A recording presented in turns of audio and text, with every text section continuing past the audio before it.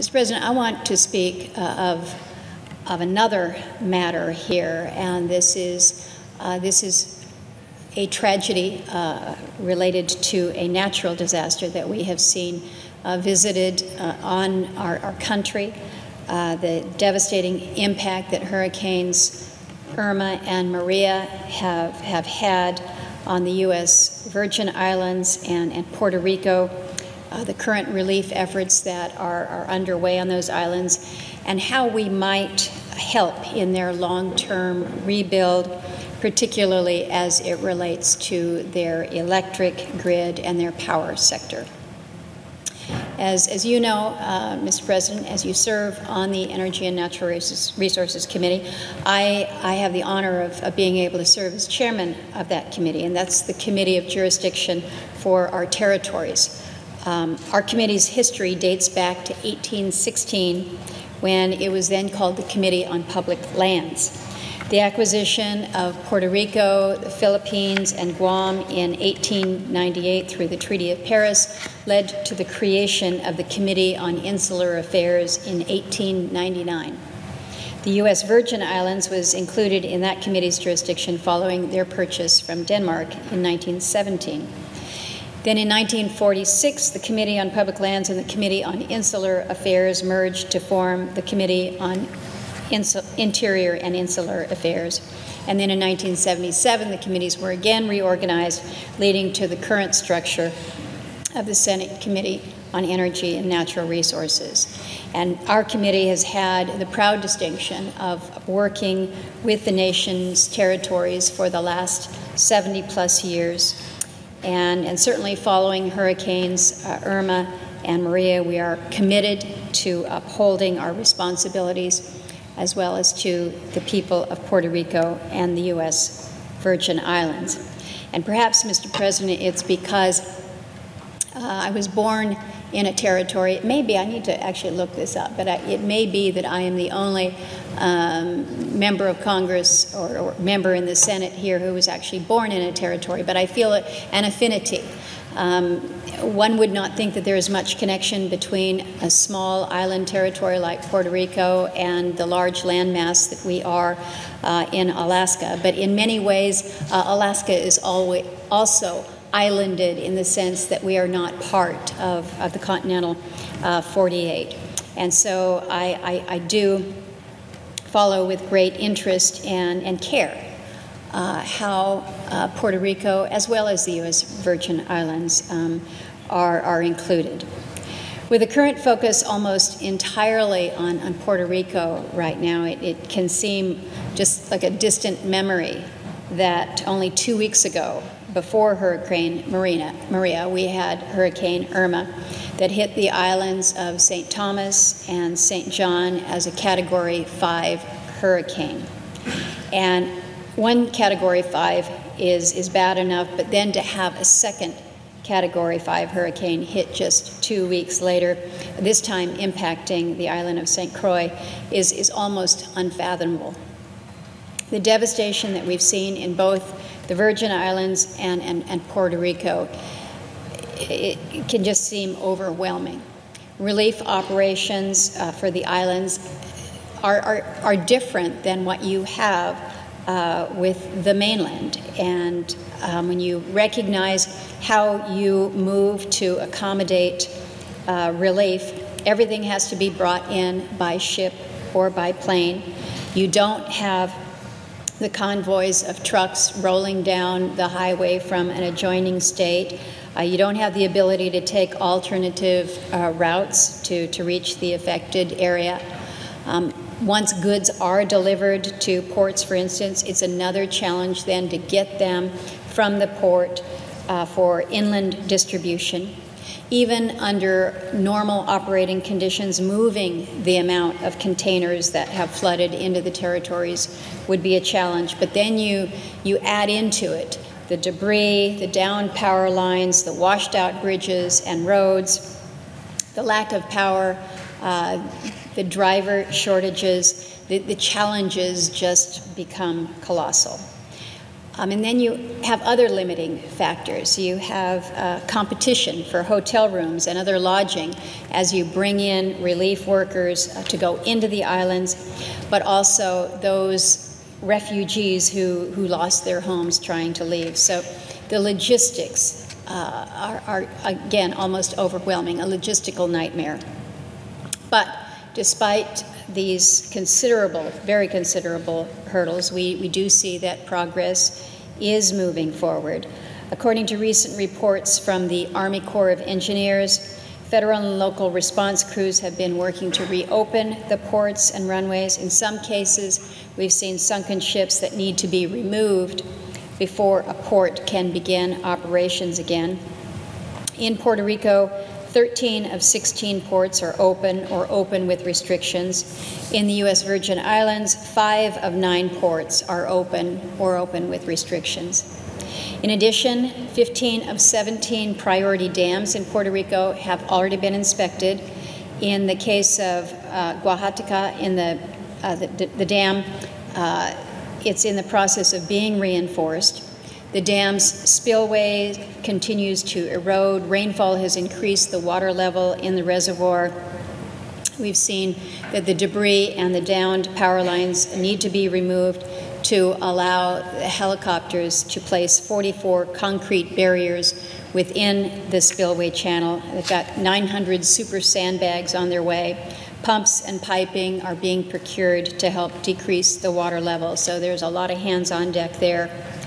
For electricity, as of October 1st, 5% of customers in Puerto Rico have had their power restored, and the Puerto Rico Electric Utility expects to have power restored to 15% of customers over the next 2 weeks.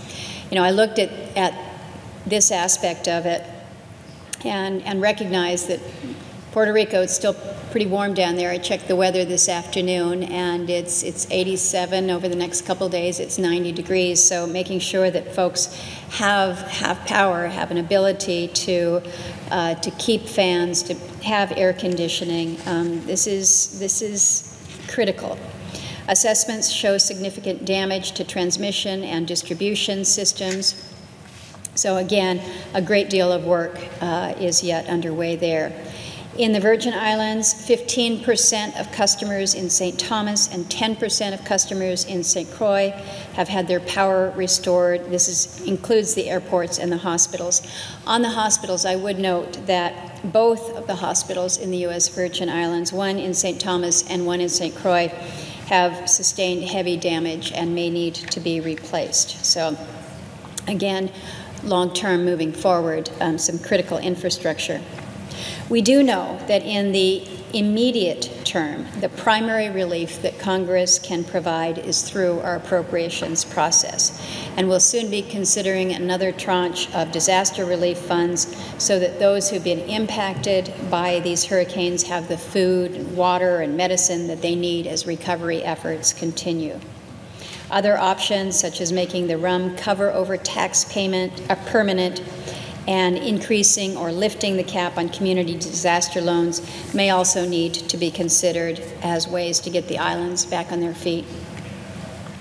Another part of our responsibility, though, is to look at potential long-term solutions to persistent problems. And in the case of Puerto Rico, it is their antiquated electric grid and power generation system. I am concerned, and I've had many conversations with many colleagues in these past couple weeks, but I'm concerned that current disaster recovery rules may mandate that the damaged or destroyed entity be restored with similar material compared to its condition prior to the disaster. And what may seem like a good general rule of thumb in some scenarios, like this one, I don't think it makes a lot of sense. Why would we consider spending hundreds of millions of dollars to rebuild what was an inefficient and unreliable electric power grid in Puerto Rico? So making sure that we do right going forward I think is important for us. I'm going to be meeting with officials with the U.S. Army Corps of Engineers. They've been tasked by FEMA with rebuilding Puerto Rico's electricity grid. So I'm going to meet with the Army Corps and the Department of Energy to see if there is a way to modernize Puerto Rico's grid during its rebuild, whether by administrative or legislative action. I think we need to look at different considerations moving forward. There's been discussion about whether it makes more sense to bury transmission lines rather than rebuild towers. We need to look at microgrids and consider whether they should be developed to provide power to communities throughout the island, even if the island-wide grid is down. This is something that our committee has been keenly focused on, is the application of microgrids and how they might be better utilized. Now, I would note on this matter that the urban area of Mayagüez is currently receiving power from the hydro gas plant that's located within its municipality. It's essentially its own microgrid, but the damaged transmission lines prevent the electricity from moving to other municipalities across the island. But there are other considerations. The role that distributed generation can play. Can these federal entities work with the Puerto Rico Electric Power Authority, PREPA, to develop a demonstration project for the island that would make the grid more efficient, more reliable, reduce the cost of electricity for consumers? These are all things that need to be considered. We had a hearing in the Energy Committee this morning on energy storage technologies, and it was mentioned there that regional technology demonstrations might be particularly helpful for Puerto Rico at this time. I do intend to visit Puerto Rico and the Virgin Islands with other members a few weeks from now. We know that President Trump is there today. We are going to wait until the situation has stabilized just a bit more to allow for these relief efforts to continue. But when we do have an opportunity to observe the situation ourselves, I think it's worth noting that we will, on the Energy and Natural Resources Committee, be holding a hearing on the impacts of Hurricanes Irma and Maria on both Puerto Rico and the U.S. Virgin Islands. I anticipate we'll be doing that in the coming weeks. But we want to look at not only the damage caused and where recovery efforts stand, but also lessons learned as well as opportunities moving forward as to how we can rebuild Puerto Rico's electric grid to better than it was before, so that it does have a resiliency, it does have a sustainability that I think is imperative moving forward. We recognize that the islands have faced a real tragedy in this natural disaster. But from this, can we work quickly to stabilize things in the short term, but allow this to be an opportunity to think about Puerto Rico's long-term energy future, an energy future that is more resilient and is more sustainable. So, Mr. President, our thoughts and prayers are with all who were impacted by these incredibly powerful storms as they dig out, as they rebuild, as they restart their lives.